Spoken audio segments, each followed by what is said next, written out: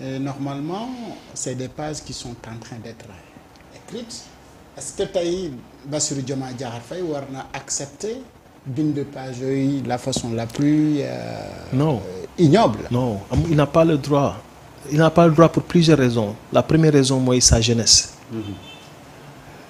Bassirou Diomaye Diakhar, notre président de la République, c'est le jeune frère de celui qu'il a désigné pour qu'on l'élise président de la République. Benn raison. Ouais. Deuxième raison mooy c'était le secrétaire général du parti, maanaam c'était le numéro 2 du plus grand parti aujourd'hui du Sénégal. Troisième et dernière raison, ils sont devenus une même famille. ñii di tuddante doom ñii non mais c'est que bu amee su amee ça va être catastrophique. Ouais. Ça va être même pire que Senghor ak Mamadou Dia. ndaxte Senghor ak Mamadou Dia lu leen xewuloon bëri na. Religion. Qui il avait le pouvoir de l'Assemblée, keneen kii il avait l'État. yaa ngi dégg. mais ba léegi il y avait même des arbitres. c'est-à-dire que am na ñoo xam ne seen yoon nekk ci woon. et Mamadou Dia n'était pas aussi populaire que Ousmane Sonko aujourd'hui. Donc les cas sont différents, similaires mais très différents. Donc président Diomaye Diakhar Faye ne doit pas faillir. war na muñal lépp Ousmane Sonko ndaxte boo nit ki bu la jaralee nga dem kaso ba nga def fa presque at. yaa ngi may dégg de. def 11 mois. 11 mois war nga ko muñal lépp man su ma la jaralee su ma jaralee yow ma dugg kaso ndax yow sa jëmm. war naa la muñal say pes ak say saaga ak say xuloo ak say yu sew. et loolu lañ koy ñaan parce que on est dans un virage boo xam ne c'est un virage très glissant ak oto bi lu mu rafet ak lu mu bees am na nooy dawalee rek. da ngay tarxis. te bu këppoo ñëppay am problème. Contexte économique fu mu toll nii. dañoo ndóol. ñu fi nekkoon dañoo salfaañee maanaam sunuy ressources. naturelles bu nga doon wax salfaañee sunuy alal. yàq maanaam jikko yi mooy maanaam bëgg a toog rek muy dox. et te loolu dafa demoon ba bëri ci biir administration. surfacturation yi di daw nu mu leen neexee. kenn du contrôler dara. ñu nekk ci contexte boo xam ne tamit dañu am ay bailleurs yoo xam ne xam nañ ni déjà am na misreporting maanaam dette cachée mais ñu ñëw pour di évaluer mais bu ñuy évaluer suñu ñëwee suñu dëkk xam nga mënoon nañ évaluer toog fu ñu toog États-Unis wala Europe di évaluer. mais dañuy déplacer wu ñëw bu ñu ñëwee gis ni mais suñu président de la République ak premier ministre c'est pas stable. mais xam nga nu ñu koy woowee loolu. instabilité politique. gis nga Occident lu mu métti mën nañ ko joxe ay excuses mais mënuñu joxe excuse instabilité politique. Tout à fait. Instabilité politique pour ñoom c'est dégradant te ñu koy am mooy les pays les plus pauvres. et donc mënoo pauvre ba pare boole ci instabilité politique boole ci am problème crise de la dette et cetera yooyu yëpp mënoo ko boole. c'est loolu la ñuy wooyee l'impossibilité d'un triangle ñett yooyu mënoo ko boole. c'est pas possible. c'est explosif donc ñuy ñaan sunu borom mu jàppale ñu et puis di ñaan sunu président mu gën a muñ parce que li ci des bëriwul bu mu ñëwee fii ak 2029 am naa yaakaar ni. lu mu waxoon dina ko jëf mooy maanaam Sonko en 10 ans mu ngi bëgg a fal Sonko mënul falu Sonko fal ko moom en 10 jours am naa yaakaar ni 5 ans yii rek doy na parce que 10 jours la ko Sonko fal. yàlla mayaat na ko yeneen 5 ans mu dimbale Sonko mu répondre à cette volonté populaire. parce que Sonko moomul boppam. Ousmane Sonko dafa am volonté populaire maanaam te loolu mooy démocratie mooy ki ci gën a fës ci politique te ëppalee nit moo war a jiite.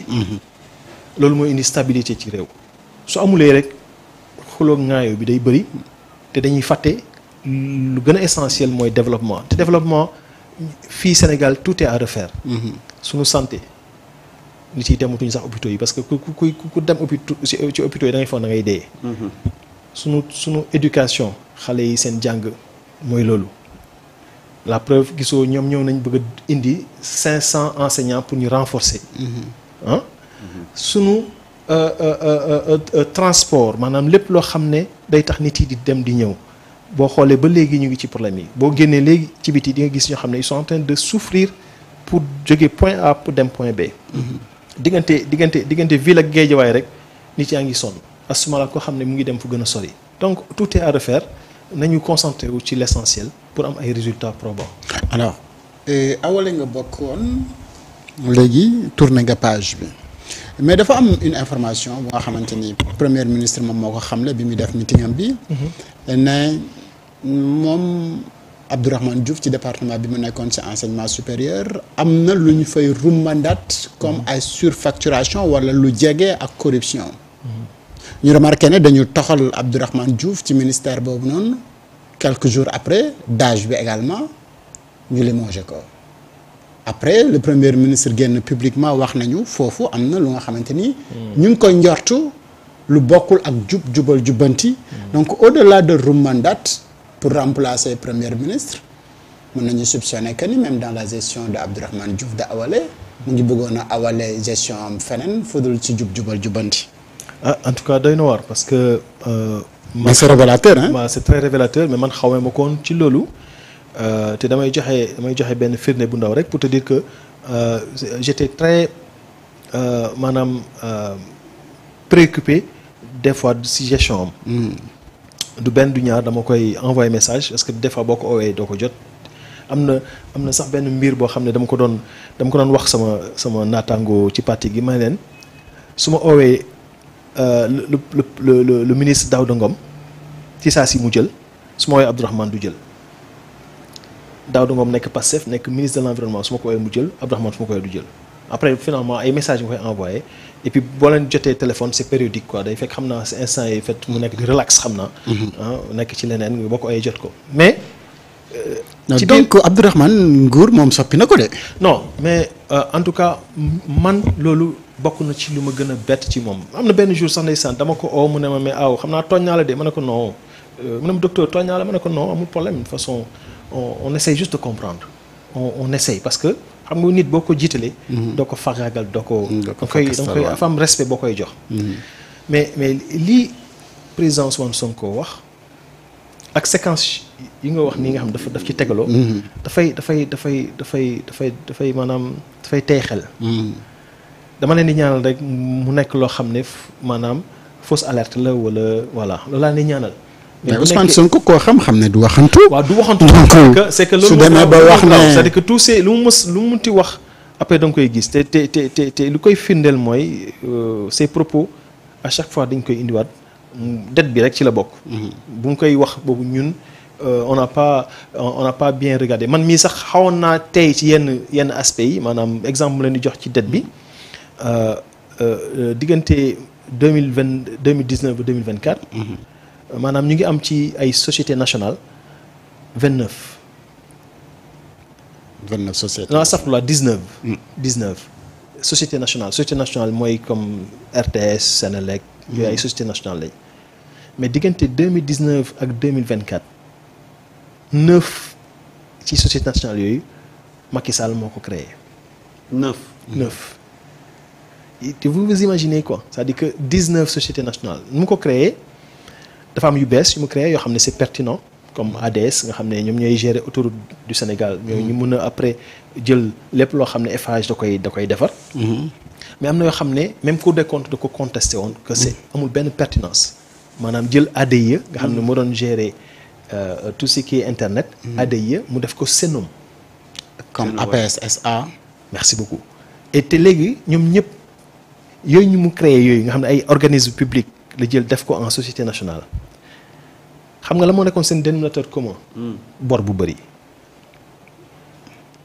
dañuy ñuux ci yi mu yokk bor voilà dañuy ñuux même anaat ci yi mu yokk ci la bokk. dañuy ñuux bor ba pare bor boobu doo ko gis ci budget bi parce que am na nu ñu koy doxalee moo gën a flexible mun nga ko rawalee dugal ko ci benn compte boo xam ne compte banque commerciale la nga fàtte dépôt bu trésor et cetera ba ñu def ci lu leen neex nga jël Sogepa même chose. ñu lebal leen xaalis bu takku 300 milliards ñu ne 100 et quelques milliards yi réer na te Sogepa lan la woon agence la woon de patrimoine bâti.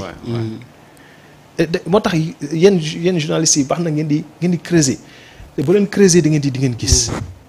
moo tax dama leen di remercier ngeen di inviter aussi ay ñoo xam ne xam nañ parce que comme je le dis rek réew boo ko bëggee defar da ngay xool ñu la jiitu.